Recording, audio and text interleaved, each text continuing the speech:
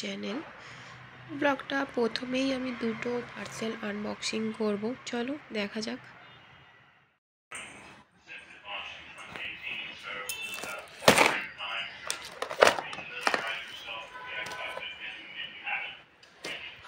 এটা ফার্স্টেই যেটা তোমরা জানলার সামনে দেখেছো আমি সাজিয়ে রেখেছি, সেটাই ওপেন করলাম।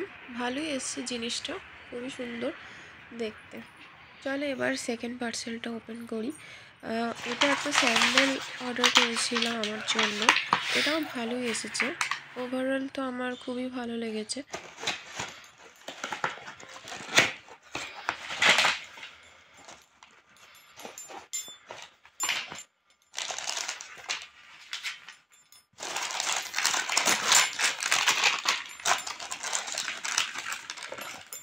এইটার অনেক কটাই কালার ছিল, 3-4টে মনে হয় কালার ছিল। তার মধ্যে আমার এই রোজ গোল্ড কালারটাই বেশি ভালো লেগেছে।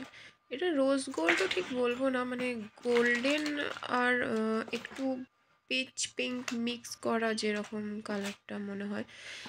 তো খুবই সুন্দর দেখতে, কোয়ালিটি তো খুবই ভালো, সেটা নিশ্চয়ই ফটোতে বোঝাই যাচ্ছে।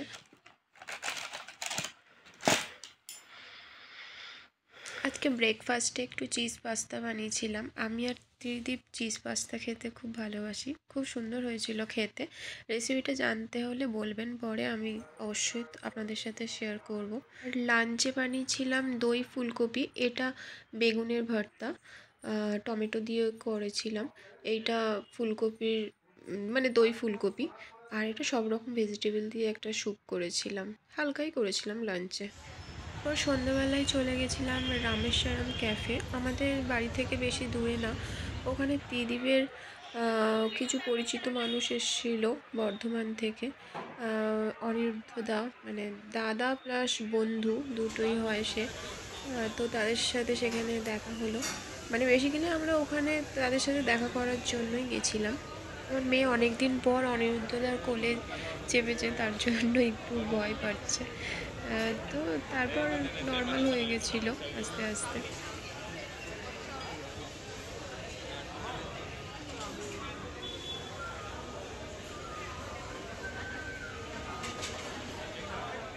ইনি হচ্ছেন অনিরুদ্ধদার মা।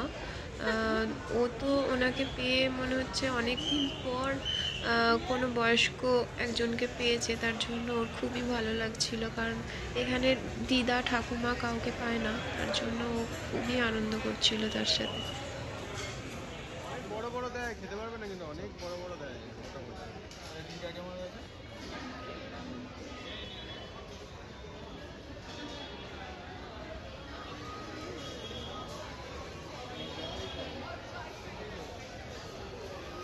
ইনি হলেন অনিরুদ্ধদার বাবা।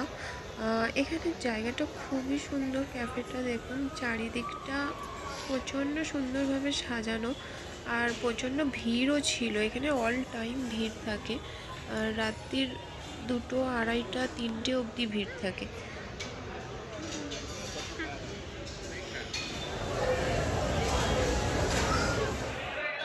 অনেক কিছু খাবারই অর্ডার করেছিলাম পরপর, কারণ আমরা রাতে ডিনার করেই এসেছি। আর আমার মেয়ে তো আইসক্রিম পেয়ে শুধু আইসক্রিমই খাচ্ছে, অন্য কিছু খাবেই না। রামেশ্বরম ক্যাফেতে একটা মেন জিনিস হলো এখানে ওপেন কিচেন। তো এখানে খাবার সার্ভ করা থেকে শুরু করে কেমনভাবে রান্না করছে, কি দিচ্ছে, তো পুরোপুরি সবাই দেখতে পাবে। এটাই হলো অনিরুদ্ধদা।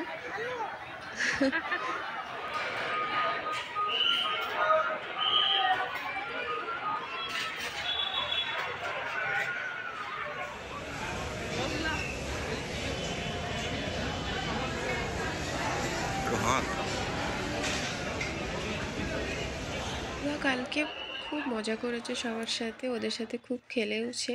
আর এছাড়া শুধু ওদের সাথে বলে নয়, আশেপাশে যতজন আছে সবার সাথেই খেলা করছিল। আজকের ব্লগটা ভালো লাগলে অবশ্যই একটা লাইক করবেন। চলো টাটা বাই, আবার দেখা হবে নেক্সট ভিডিওতে।